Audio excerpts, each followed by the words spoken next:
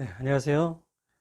지난 시간에 과제로 내드렸던 상계에 관한 문제를 먼저 풀어보고 오늘 수업을 진행하도록 하겠습니다. 이렇게 A가 B에게 이제 두 차례에 걸쳐서 돈을 빌려줬죠. 먼저 2020년 1월 3일에 1억 원을 월 1%로 해서 변제기는 2020년 6월 2일 이렇게 해서 빌려줬고요. 두 번째는 이제 2020년 3월 3일에 1억 원을 월 2%로 약정을 하고 2020년 9월 2일에 빌려줬습니다. 자, 이거에 대해서 이제 B도 반대 채권을 가지고 있는데요. 그러니까 A가 이렇게 청구하는 그 금액에 대한 반대 채권인 것이죠. 그래서 이 반대 채권을 가지고 상기를 하니까 이제 이 반대 채권이 이제 자동 채권이 되는 거고요. 상계에서는 여러분이 기본적인 그 용어를 좀 이해할 필요가 있습니다. 그래서 A가 청구하는 금액에 대한 채권에 대한 반대 채권이다. 이게 이제 반대 채권이 되는 건데 그 반대 채권을 자동 채권으로 상계하는 거니까 이게 또 자동 채권이 됩니다. 이런 채권들이 이제 상계가 되는 반대쪽에 있는 채권은 이제 수동 채권이라고 이제 하죠. 자, 그런데 이 1차 대여금에 대해서는 C가 가압류를 했고 2차 대여금에 대해서는 이제 D가 가압류를 했습니다. 이렇게 가압류를 하게 되면은 그 가압류에 대한 집행은요, 가압류 결정문이 제3채무자에게 송달되는 그런 방법으로 이제 집행이 이루어져요. 그래서 항상 이 제3채무자에게 언제 도달했는지 그게 중요합니다. 근데 둘 다 2020년 6월 30일에 도달이 됐습니다. 이렇게 이제 가압류, 압류가 된 채권, 이게 이제 지급 금지 채권이잖아요. 이런 경우에 이제 B는 A에게 지급을 이제 할 수가 없습니다. 지급이 금지가 됩니다. 그런 지급 금지 채권을 수동 채권으로 한 상계가 허용되는지 이게 이제 문제가 되는데요. 우리 법에는 어떻게 규정이 되어 있냐면은 지급 금지된 이후에 생긴 채권으로 상계할 수 없다 이렇게 되어 있어요. 그러니까 만약에 6월 30일 이후에 발생한 채권이라면 원칙적으로 상계할 수가 없습니다. 자, 그런데 우리 대법원은 지급금지 효력 이전에 생긴 채권이라 하더라도 그 지급금지 효력이 발생할 당시에 상계 적상이 있다던가 그게 아니라면 자동채권의 변제기가 수동채권의 변제기보다 먼저 또는 동시에 도래하는 경우에 상계할 수 있다라는 입장입니다. 그러니까 조금 더 제한적인 상황에서 상계를 허용하고 있는 겁니다. 자, 이 경우에 1번, 2번 채권 중에 과연 이제 상계가 가능한 채권이 뭔지를 먼저 봐야 돼요. 항상 상계는 허용이 되는 경우, 안 되는 경우가 있기 때문에요. 항상 상계가 이게 허용되는 상황인지 그거를 먼저 검토를 해야 됩니다. 그래서 지급금지 효력이 발생할 당시 1번 채권의 경우는 이제 6월 30일인데요. 그 당시에 이 자동채권과 상계 적상이 있었느냐? 그렇지 않죠. 아직 이 자동채권의 변제기가 도래하지 않았으니까요. 그러면 자동채권의 변제기가 먼저 도래하느냐? 그렇지 않죠. 수동채권의 변제기가 먼저 도래하죠. 그러니까 1번 채권으로는 상계가 안 되는 겁니다. 자, 2번 채권의 경우에요. 지급금지 효가 발생한 요 당시에 상계 적상이 있었느냐? 그렇지 않습니다. 아직 자동채권의 변제기가 도래하지 않았어요. 그렇다면 자동채권의 변제기가 수동채권의 변제기보다 먼저 또는 동시에 도래하느냐? 먼저 도래하죠. 따라서 요 2번 채권을 수동채권으로 한 상계만 허용이 된다라는 겁니다. 그리고 이제 상계 의사표시를 했고 2020년 10월 20일에 A에게 도달이 됐습니다. 그러니까 상계를 의사표시를 해야 되기 때문에 그게 언제 도달됐는지 그거를 여러분 기록을 볼 때는 꼭 확인을 해야지 됩니다. 자, 그러면 이제 2번 채권과 이제 상계가 허용이 되니까요. 항상 상계에서는 상계 적상일이 중요합니다. 변제에 있어서는 변제일이 중요하죠. 그래서 변제일까지의 이자 지연 손해금을 계산을 해서 변제금을 거기에 먼저 충당하고 나머지를 원금에 충당을 하게 됩니다. 그래서 변제일을 보고 그때까지 이제 이자 지연 손해금을 계산하는 게 중요한데요. 상계의 경우에는 상계 적상일이 이제 중요합니다. 그래서 상계 적상일까지의 자동채권의 이자 지연 손해금을 계산하고 또 수동채권의 이자 지원 손해금을 계산을 해서요. 이게 똑같은 금액은 아닐 테니까 어느 이제 한쪽은 남게 됩니다. 이런 경우 이제 상계 충당에 의해서 충당하고 나머지가 남게 될 텐데요. 이 경우에 이제 상계 적상일은 변제기가 늦게 도래하는 2020년 9월 2일입니다. 2020년 9월 2일에 상계 적상이 됩니다. 그러면 이제 그때까지의 이자 지원 손해금을 계산해 보면은요, 수동채권의 경우에는 1억 원에 대해서 6개월입니다. 그리고 2%이니까 1,200만 원의 이자 지원 손해금이 발생해요.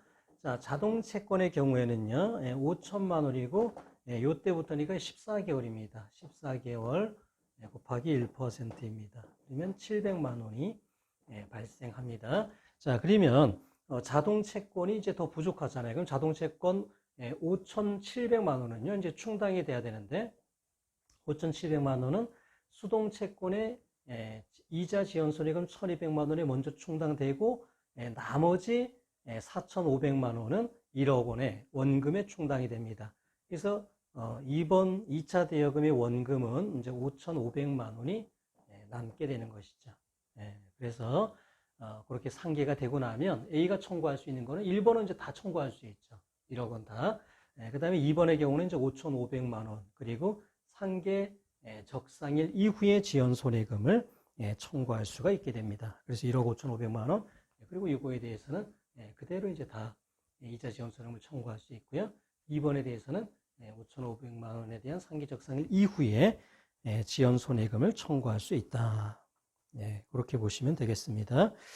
자, 이 과제에 대해서는 질문도 많았고 또 오답도 많았습니다. 그래서 제 설명을 한번 잘 이렇게 해보고 그래도 이해가 안 되는 부분이 있으면은 저에게 이메일로 질문을 주시면 답을 드리도록 그렇게 하겠습니다. 또 간단한 질문 중에 이제 그런 것도 많았는데 월 1%로 써야 됩니까? 연 12%로 써야 됩니까? 뭐 이런 질문들도 여러분이 하셨는데요. 똑같습니다. 월 1%는 연 12%니까요. 변호사 시험에 보면은 요 이자 이유를 연 단위로 이제 해서 계산 이제 기재하라라는 지시가 주어진 경우들도 있었습니다. 그런 경우는 이제 월 1%를 연 12%로 바꿔서 기재해 주면 됩니다. 그러니까 뭐가 맞고 틀리는 건 아니에요. 똑같아요. 근데 이제 그런 어떤 시험에서 이제 지시가 주어지면 그거에 맞춰서 기재해 주시면 됩니다. 자, 그래서 자, 상계 문제를 한번 풀어봤고요. 자, 그 다음에는 소송상 상계에 대해서 살펴보도록 그렇게 하겠습니다. 자, 이게 그 상계는요, 소송에서도 많이 이제 하는 이제 항변인데 216조에 보면은 요 어떤 상계 주장을 했다 이거요. 그리고 이제 그게 어떤 판단이 됐다. 그런 경우에는 이게 이제 기판력이 이제 있다라는 겁니다. 원래는 판결 주문에 포함된 것에 이제 기판력이 생기는데 이게 판결 이후에 이제 기판력이 미치는 가장 이제 중요한 게 바로 상계입니다. 그래서 상계하고자 대항한 액수에 한해서 기판력을 가진다. 그렇게 되어 있습니다. 자, 1번 판례를 보면은요, 이게 상계 항변을 했는데, 그거에 대해서 또, 그 자동채권을 이제 수동채권으로 한 상계의 재항변이 가능하겠는가. 이게 이제 문제가 된 사안인데요. 뭐 이런 거죠. A가 B에 대해서 이제 1억 원을 청구를 하니까 B가 이제 자기가 가지고 있는 이 반대 채권을 수동채권으로 해서 자동채권으로 해서 상계 항변을 하는 겁니다. B가 이제 상계 항변을 해요. 자, 그러자 A가요 다른 채권을 자기가 또 1억 원을 가지고 있다. 그러면서 이 채권으로 이제 상계하겠다 이거야. 그러니까 자기가 가지고 있는 다른 채권을 자동채권으로 하고 B가 이렇게 자동채권으로 주장한 요 1억 원에 대한 상계 항변을 하는 겁니다. 그래서 A가 상계 재항변을 이렇게 한 경우입니다. 자, 이거에 대해서 대법원은 원칙적으로 인정되지 않는다는 거예요. 왜냐하면 만약에 요 B의 상계 요 그 주장이요 받아들이지 않는다 이거야. 뭐 그냥 요 A의 청구를 그냥 인정하는 경우에는요 이게 B의 요 상계항변의 주장 인정되지 않으니까 요 채권이 인정되지 않으니까 요거에 대해서 판단할 이유가 없는 것이죠. 요 상계 제항변에 대해서 판단할 이유가 없는 것입니다. 자, 만약에 B의 요 상계항변이 받아들여지면 어떻게 됩니까? 그러면 이렇게 소멸하게 되죠. 요 A가 원래 청구했던 요 채권이 상계에 의해서 소멸하게 됩니다. 요 제항변으로 주장하는 요 자동채권, 이거는 여전히 판단되지 않는다는 것이죠. 그래서 상계의 제항변의 경우에는 허용되지 않는다 이거야. 인정될 이유가 없다 이거야. 그러니까 요 판단되지 않을 이제 가능성이 높기 때문에 인정되지 않는다. 네, 그래서 자, 거기 이유들을 한번 쭉 보시면 밑줄쳐놓은 부분에 보면은 수동채권의 존재 등 상계에 관한 법원의 실질적 판단이 이루어지는 경우에 비로소 실제법상 상계의 효과가 발생을 한다라는 겁니다. 그래서 이 채권이 인정되는지 그게 이제 전제가 돼서 상계에 대한 판단이 이루어진다 이거야. 그래서 만약에 이 상계항변이 받아들여진다, 그럼 이 채권하고 이제 상계가 돼버리기 때문에 이 채권에 대해서 판단할 이유가 없고 그래서요. 결론적으로 76페이지 그 밑줄처럼 맨 밑에 부분에 보면은 피고의 소송상 상계항변에 대해서 원고가 소송상 상계의 제항변을 하는 것은 다른 특별한 사정이 없는 한 허용되지 않는다 이렇게 봤습니다. 자, 그 다음에 이제 2번 판례입니다. 2번 판례는 뭐 굉장히 길고 조금은 어려운 그런 판례인데요. 한번 여러분이 판결 이유를 한번 자세히 한번 읽어 보시고요. 결론적으로는 이제 이런 이야기를 하고 있는 겁니다. 자, A가 이렇게 B에게 2천만 원을 이렇게 청구하고 있습니다. 자, 이거에 대해서 이제 B가 항변을 했습니다. 어떤 항변을 했냐면은 이제 두 개의 채권을 가지고 이제 상계 항변을 했는데 나는 A에게 200만 원의 어떤 소송 비용 확정 채권 이런 게 있다라고 했고 또 5억 원의 어떤 손해배상 채권이 있다. 이제 이렇게 주장을 했습니다. 자, 그런데 이 소송에서 어떻게 인정이 됐냐면은 이 B의 200만 원 채권은 인정이 됐어요. 근데 이 5억 원의 채권은 인정되지가 않았습니다. 자, 그래서 A가 1,800만 원을 승소를 했습니다. A가 1,800만 원을 승소를 했다. 자, 그런데 다시 이게 이제 첫 번째 이제 소송이었고요.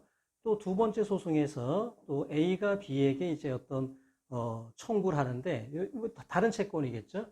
요 1번 그 채권하고 다른 이제 뭐 대여금 채권 이런 걸로 청구를 하는데 B가 또 요 5억 원 요 똑같은 채권을 가지고 이제 상계 항변을 한 겁니다. 자, 이 경우에 요 1심에서 요 상계 항변을 했다가 인정되지 않았다 이거예요. 요 5억 원에 대해서 인정하지 않았을 때 그 기판력이 어디에까지 미치느냐, 이게 문제가 되는 건데요. 우리 대법원의 입장은 그렇습니다. 만약에 B의 요 상계 항변이 만약에 인정이 됐다면 최대 인정될 수 있는 건 어디까지였냐면은 요 200만 원 뺀 1,800만 원, 요 1,800만 원까지는 인정이 돼서 A 청구가 이제 기각이 됐겠죠. A 청구가 기각이 되었을 것이다. 그래서 상계가 받아들여졌을 때 최대한 인정됐을 금액 요 1,800만 원까지는 기판력이 미친다 이거야. 그래서 요 후수에서 B가 요 5억 원으로 이렇게 상계 항변을 할 때 1,800만 원 범위 내에서는 기판력이 미치기 때문에 요 B가 그걸로 가지고 항변할 수는 없다는 거예요. 그러나 그걸 넘는 금액에 대해서는 이거는 기판력이 미치지 않기 때문에 후수에서 달리 판단할 수 있다는 것이죠. 그리고 사실 후수에서는 요 B의 요 손해배상 채권을 이 전소하고는 달리 인정을 했습니다. 그래서 상계를 허용했고 또 상계하고도 남았어요. 이 5억 원이. 그래서 이거는 반소로도 또 인정을 반소 청구를 인정을 한 그러한 판례입니다. 그래서 여러분 그 77페이지 판시 4번에 보면은요. 자, 반대 채권이 부존재한다는 판결 이유 중에 판단의 기판력은 특별한 사정이 없는 한, 그러니까 요 B가 이제 이렇게 반대 채권으로 주장을 했잖아요. 그랬을 때 어떤 기판력을 어디에 미치냐면은 반대 채권의 존재를 인정했더라면은 수동 채권의 어떤 원리금과 대등에 대해서 소멸하는 것으로 판단할 수 있었던 원리금의 합계. 그러니까 이 경우에는 요 200이 인정이 됐으니까 여기서는 1,800만 원까지 인정될 수 있었겠죠. 그 범위 내에서 기판력이 인정이 된다라는 겁니다. 그래서 그거를 초과하는 범위 내에서는 기판력이 미치지 않는다는 거예요. 그래서 후수에서 1,800만 원까지는 기판력이 미치지만 나머지 이 5억 원 중에 나머지 금액의 범위에서는 기판력이 미치지 않기 때문에 달리 판단할 수 있고, 그래서 이 B에 이 5억 원 채권을 1,800만 원을 초과하는 범위 내에서는 인정할 수도 있다라는 그러한 판례입니다. 자, 그래서 이제 상계까지 살펴봤습니다. 자, 그래서 여러분 아주 이제 변제, 소멸, 시효, 상계 이 부분은요 대단히 중요하고 변호사 시험에도 가장 많이 출제되는 그런 쟁점들이다라고 볼 수가 있습니다. 그래서 여러분 공부를 잘 해두셔야 되고요. 이거는 사실 뭐 모든 금전 청구에 있어서 다 문제가 될 수 있기 때문에요. 그래서 저희가 수업에서 한 부분을 반복해서 공부를 해 두시면 좋겠습니다. 자, 그 다음에 이제 보증 채무에 대해서 살펴보겠습니다. 자, 이제 뭐 보증이 뭔지 여러분이 다 잘 아실 거고요. 자, 428조의 2를 보면은요. 자, 이런 것들이 이제 새로 민법이 개정되면서 들어온 규정들인데요. 보증은 그 의사가 보증인의 기명날인 또는 서명이 있는 서면으로 표시되어야 효력이 발생한다. 이제 이렇게 되어 있습니다. 그러니까 이게 보증으로 피해보는 사람들이 많거든요.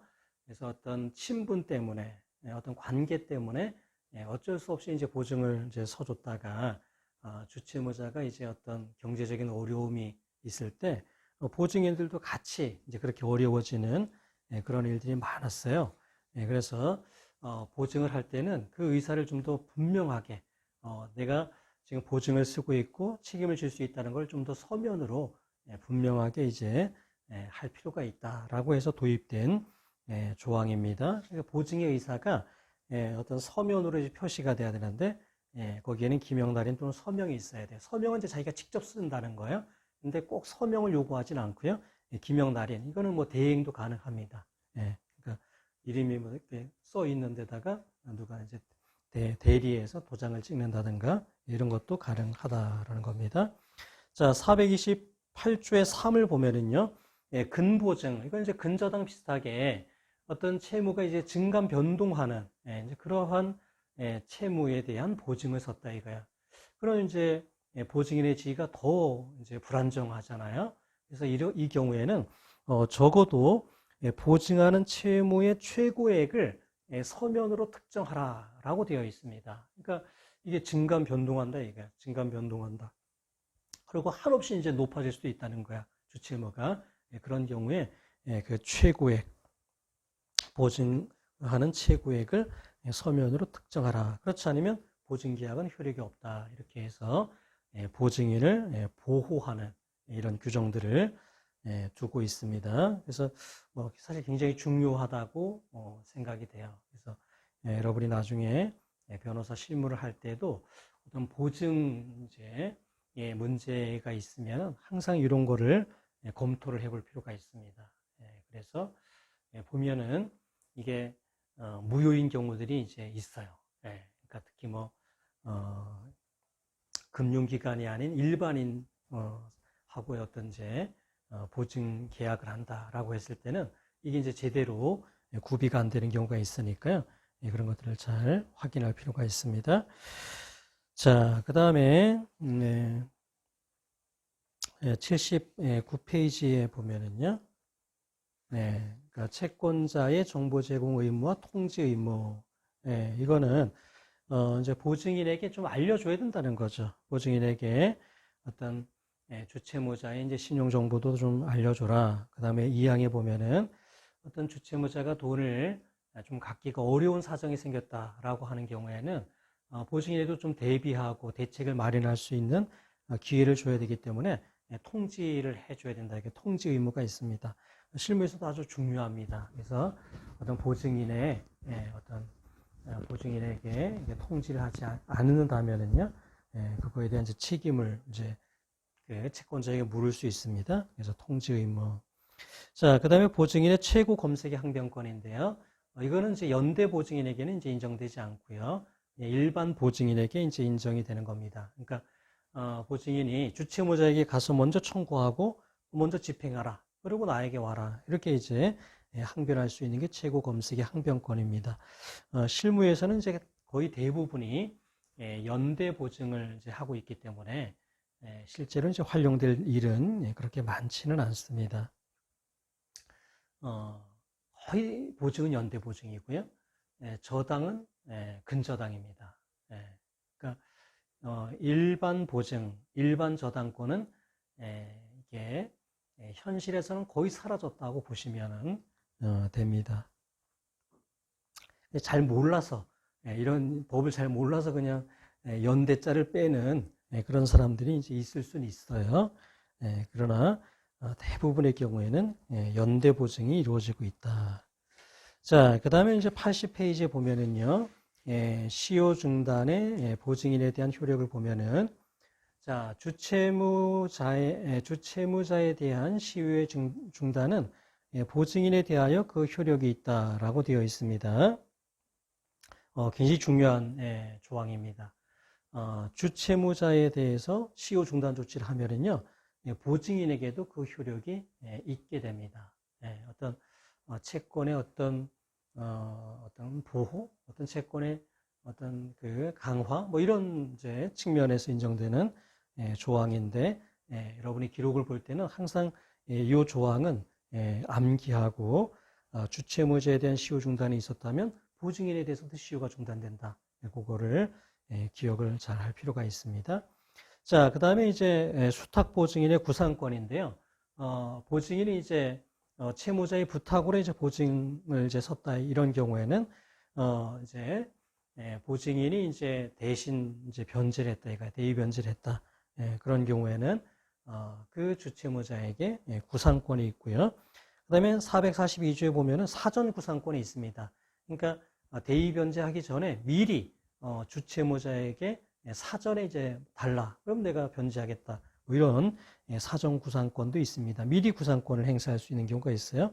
요건이 이제 1, 2, 3, 4번이 있는데 4번이 주로 많이 문제가 되는데 채무의 이행기가 이제 도래했습니다. 채무의 이행기가 도래했는데 주채무자가 변제를 안 하고 있다 이거예요. 그러면 사전 구상권 행사해서 야, 나에게 빨리 달라. 그러면 내가 이제 대신 변제하겠다. 뭐 이런 거겠죠. 자, 그래서 사후 구상권과 사전 구상권은 이게 법 조문도 달리 되어 있습니다. 그리고 이제 성격도 다르죠. 사전 구상권은 실제 자기가 출제를 해서 소멸시켰잖아요. 그 다음에 이제 구상하는 거고, 사전 구상권은 이제 미리 어떤 특별한 법률에 정한 사유가 있을 때 이제 미리 할 수 있는 거, 구상할 수 있는 거기 때문에 법적인 성격이 좀 다르다 이렇게 보고 있습니다. 자, 그 다음에 443조에 보면은요, 주채무자의 면책 청구. 이게 사전 구상권은 그렇잖아요. 이게 보증인이 아직 대의 변제를 하기도 전에 먼저 자기에게 이제 구상하라 이렇게 구상권을 청구하는 거니까 주채무자의 입장에서는 보증인에게 이렇게 사전 구상을 해줬는데 주채무자가 이거를 만약에 변제를 안 하면은 피해를 이제 입게 되니까요. 그래서 사전 구상을 해줄 때는 면책을 청구할 수 있다는 거예요. 그래서 뭐 중요한 게 담보 제공해라 이거야. 너가 나한테 사전구상금 받고 지급을 안 할 수 있으니까 담보 제공해라 이렇게 청구할 수 있고요. 또 아예 뭐 보증인을 면책하게 할 수도 있겠죠. 그러니까 자기가 직접 갚아버리는 거죠. 주채무자가 채권자에게 갚아버리면 되는 거니까. 그러면 보증채무도 당연히 부정성에서 소멸하는 거니까요. 자기가 그냥 갚아버린다든가 그럴 수가 있다는 거예요. 그래서 사전구상권에 대해서는요.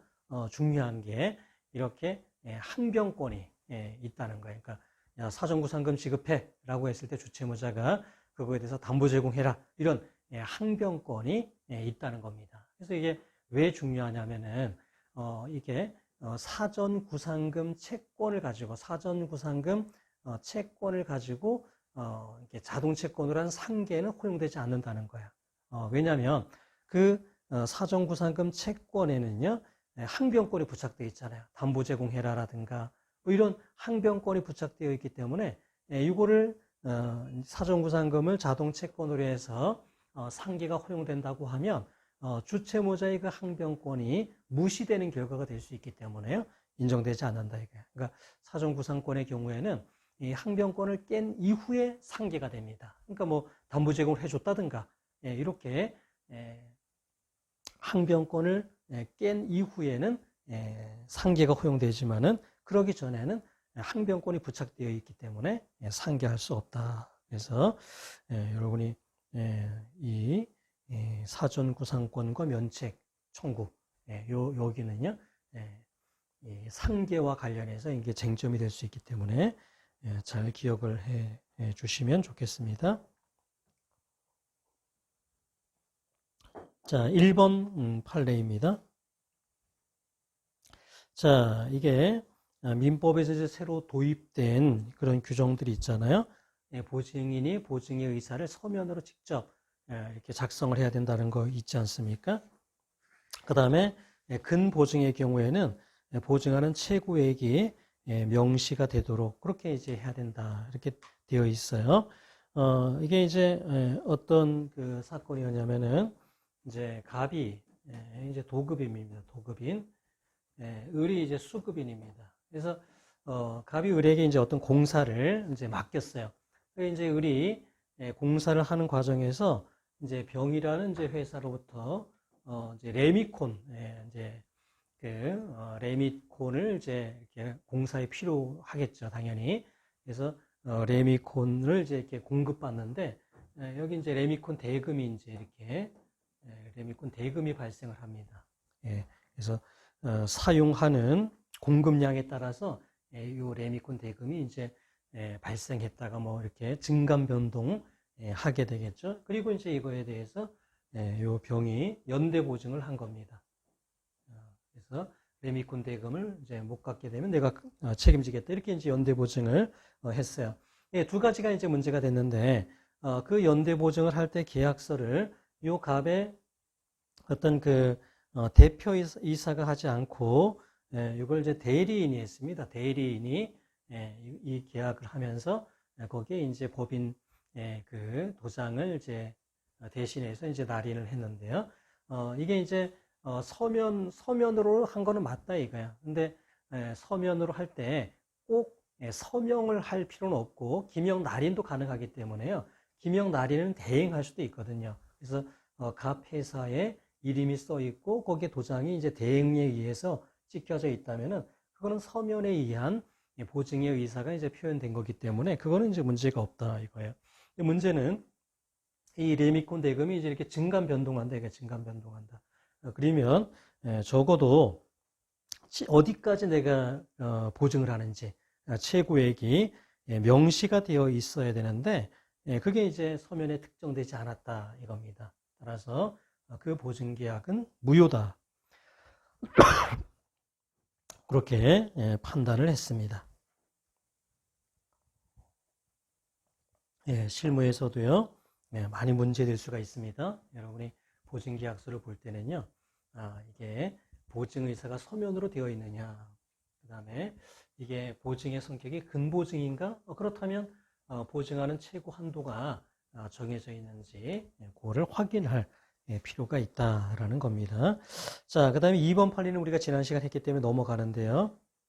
아까 설명드렸던 그러니까 사후구상금 채권과 사전구상금 채권은 법적으로 성격이 다르다는 거죠. 그리고 사전구상금 채권의 경우에는 항변권이 부착되어 있어요. 그러니까 야, 사전구상금 지급해라고 할 때 담보 제공해라 이런 항변을 할 수 있기 때문에 이 사전구상금 채권을 자동 채권으로 한 상계는 허용되지 않는다는 거예요. 항변권을 깬 이후에만 가능하다. 이제 그게 이제 중요하고 그거를 기초로 한번 그 판례를 다시 한번 읽어보시기를 바랍니다. 자, 그 다음에 이제 3번 판례인데요. 이게 보증에 있어도 아주 중요한 게 이제 소멸시효입니다. 소멸시효. 이게 이제 어떤 게 이제 문제가 되냐면요. 자, 이게 보증채무의 가장 본질적인 성격 중에 하나가 뭐가 있냐면 부종성이 있습니다. 주채무가 이게 소멸하면 보증채무도 같이 소멸하게 되는 거예요. 자, 그래서 주채무가 시효 완성이 돼서 소멸이 되지 않습니까? 그러면 보증채무도 같이 소멸이 된다 이거예요. 자, 만약에 보증채무에 대한 시효 중단을 했다 이거예요. 보증채무에 대한 시효 중단을 했습니다. 그런데 주채무에 대한 시효 중단을 하지 않았다 이거야. 그럴 수 있어요. 그러니까 우리가 아까 그 법조문에서 봤을 때 주채무자에 대한 시효 중단을 하면 보증채무에도 효력이 있다 그랬죠. 근데 거꾸로 보증채무에 대한 시효 중단을 했다고 해서 주채무에 대한 시효 중단이 되는 건 아니거든요. 그러니까 보증채무에 대한 시효 중단을 했어도 주채무가 시효 중단이 안 돼서 소멸할 수가 있습니다. 그런 경우에 보증채무가 시효 중단이 됐다 하더라도요. 주채무가 시효 완성으로 소멸이 됐으니까 부종성에 기해서 이 보증채무는 소멸한다. 이게 이제 제일 중요한 이론입니다. 그런 게 이제 많이 문제가 돼요. 그게 이제 3번, 판시 3번에 나와 있는 거예요.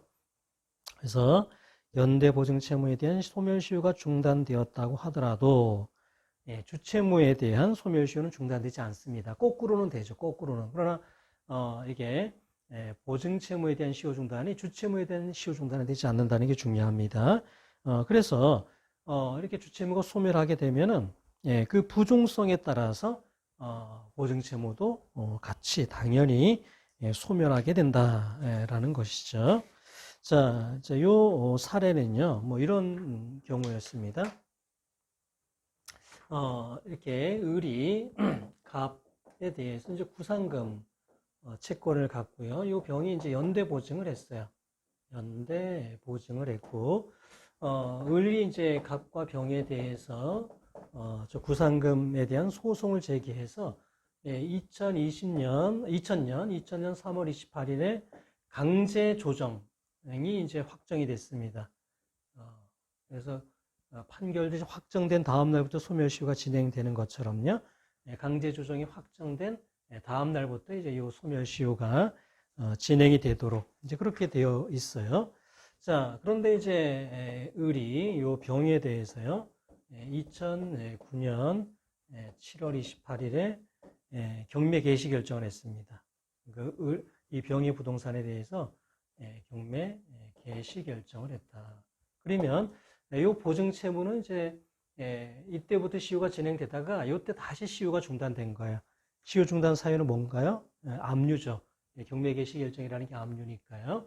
그래서 이 보증채무는 이제 이렇게 시효가 중단이 된 겁니다. 항상 문제가 되는 건 그거예요. 보증채무는 시효 중단이 되는 거예요. 보증채무는. 근데 이제 주채무에 대한 시효 중단이 이제 되느냐 이게 이제 문제인데요. 자, 이거에 대해서 이제 을이 갑과 병을 상대로 제3명시 신청을 했어요. 자, 이 제3명시는요, 최고로서의 효력이 있다라는 게 우리 판례입니다.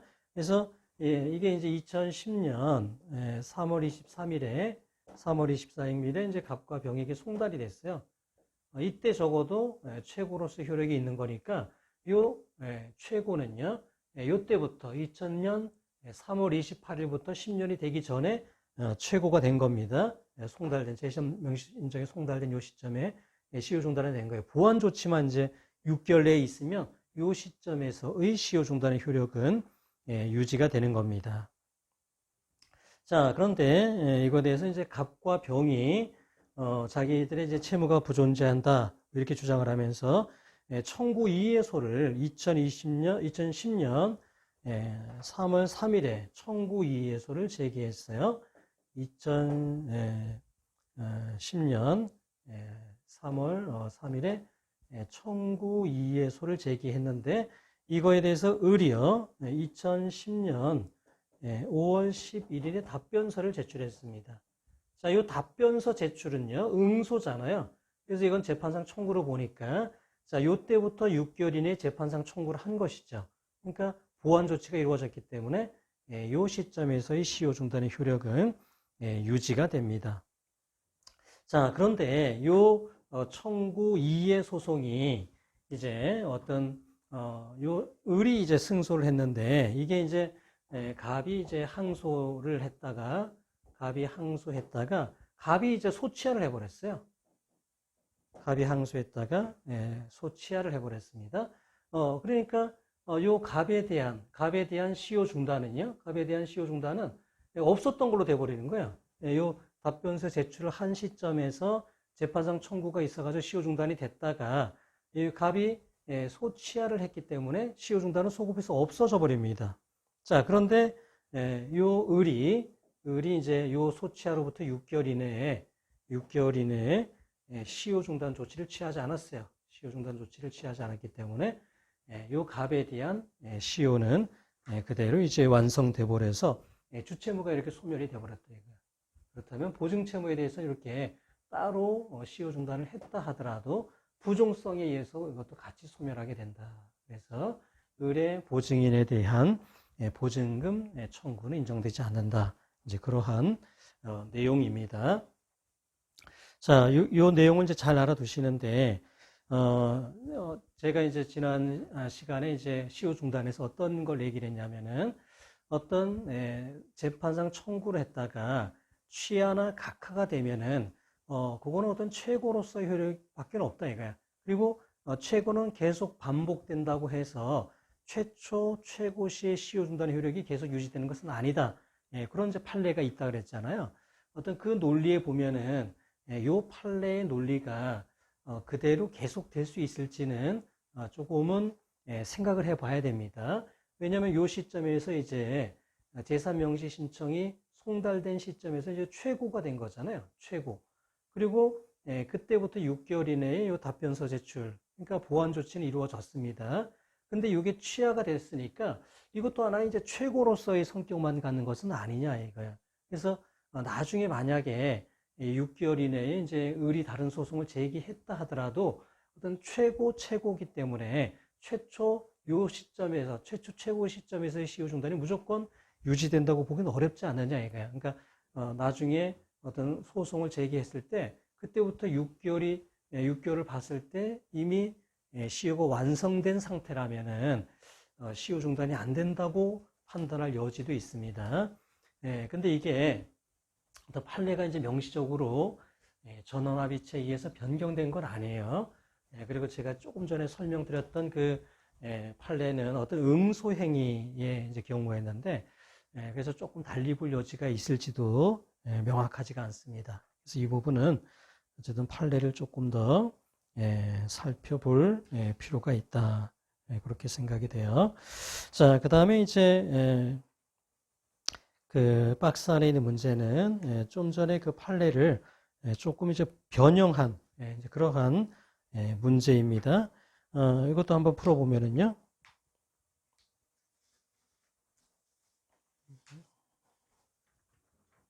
자, A가 B에 대해서 이제 두 개의 채권이 있습니다. 2007년 6월 1일에요. 이제 5천만 원을 연 10%를 빌려줬고요. 2008년 5월 31일이 변제입니다. 그리고 요거에 대해서 C가 연대 보증을 이렇게 했어요. 그리고 이제 두 번째 채권은 3천만 원을요. 2010년 6월 1일에 빌려줬고 2011년 5월 31일이 변제기이고 연 5%의 약정을 했습니다.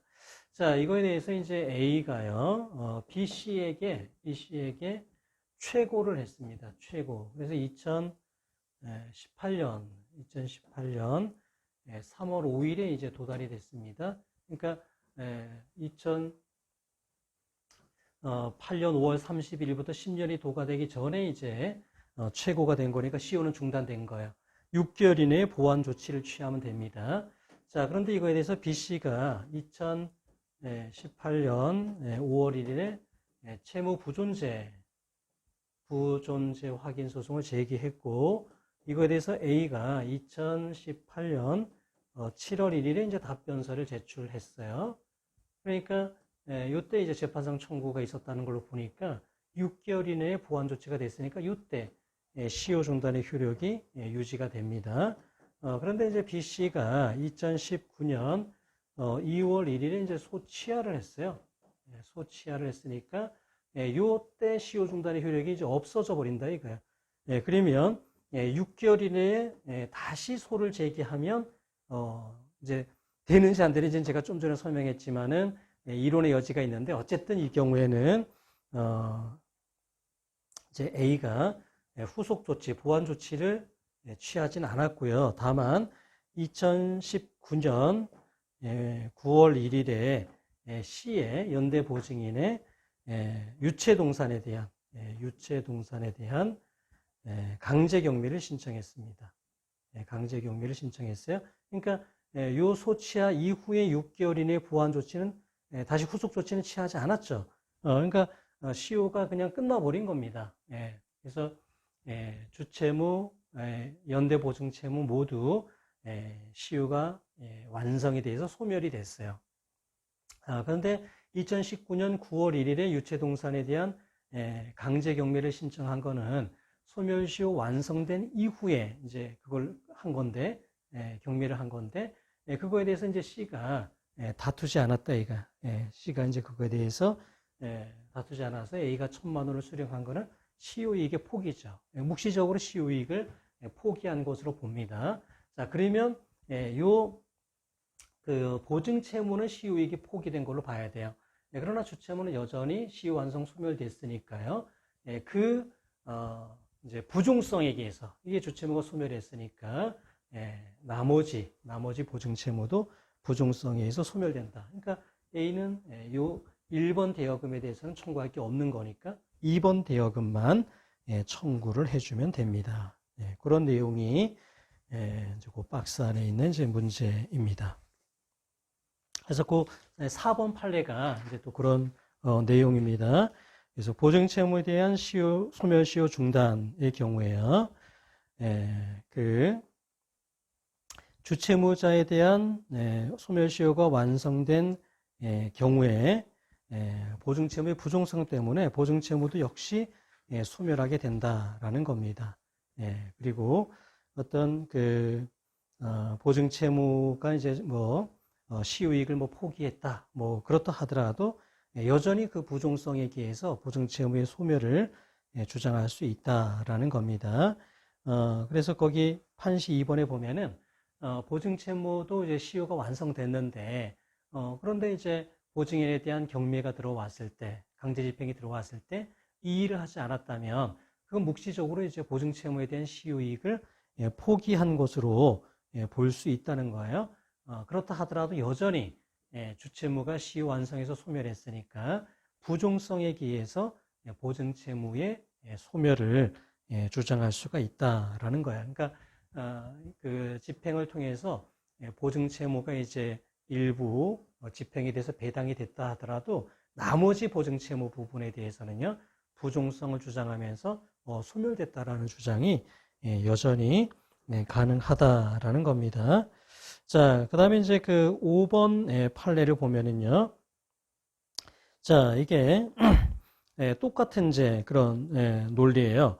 그래서 판시 1번에 한 6번째 줄에 보면 뭐라고 되어 있냐면은 보증채무의 본질적인 속성에 해당하는 부종성을 쉽게 부정할 수 없다 이게.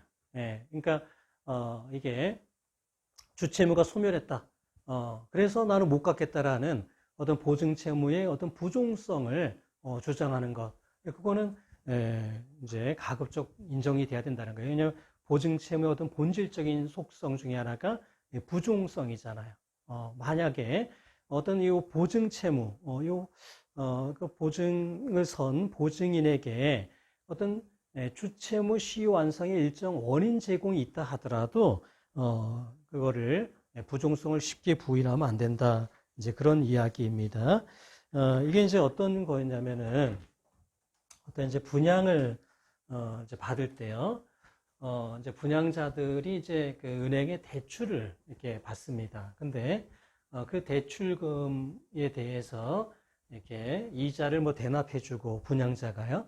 이제 그런 게 많아요. 그리고 또 뭐 그 대출금을 이 분양자가 뭐 책임지겠다. 뭐 이런 이제 약정들이 뭐 많이 이루어지는데 요 을은행이 요 분양자입니다. 수분양자예요. 여기 이제 분양을 받은 사람에게 이제 중도금 대출을 이제 해줬어요. 그리고 이제 보통 그거에 대해서 상가 분양을 하는 그 회사가 이제 보증을 합니다. 이렇게 연대 보증을 해요. 연대 보증을 하는데, 그러니까 이제 분양하는 요 회사가요, 요 대출금에 대한 뭐, 만기 연장을 하고, 뭐 자기가 책임지겠다, 뭐 이렇게 해서, 요 을은행 입장에서는요, 요 대출금을 요 주채무자보다는 요 회사로부터 받을 수 있겠다라는 기대를 이제 해서인지, 요 대출금 채권에 대한 시효 중단 조처를 약간 소홀히 했습니다. 그 사이에 이제 요게 시효로 완성이 됐다 이거야. 그러면 요 분양 회사가 보증채무의 부종성을 주장하면서 이것도 같이 소멸했다 이렇게 주장을 할 수 있겠는가 이거야. 가능하다 이거야. 그러니까 요 대출금 채권의 소멸시효가 완성되는데 여기 그 원인 제공한 건 맞아요. 여기가 뭐 주도적으로 뭐 그 만기 연장도 하고 자기가 책임질 것 같은 태도를 취하고 이런 그런 걸 믿고 사실은 주채무에 대한 시효 중단 조치를 좀 게을리한 건 맞습니다. 그렇다 하더라도 보증채무의 본질적인 성격인 부종성을 그렇게 쉽게 부인할 수는 없다라는 거예요. 그래서 이게 시효 완성됐다면 요 갑회사는 보증채무의 소멸을 주장할 수 있다라는 겁니다. 아주 조심해야 되는 거죠. 은행 입장에서는요. 은행 입장에서는 보증채무의 부종성이 굉장히 중요하기 때문에 주채무에 대한 어떤 채권 어떤 보전 그거를 제대로 하지 않으면은 큰 피해를 볼 수도 있다라는 겁니다. 자, 잠깐 쉬었다가 하겠습니다.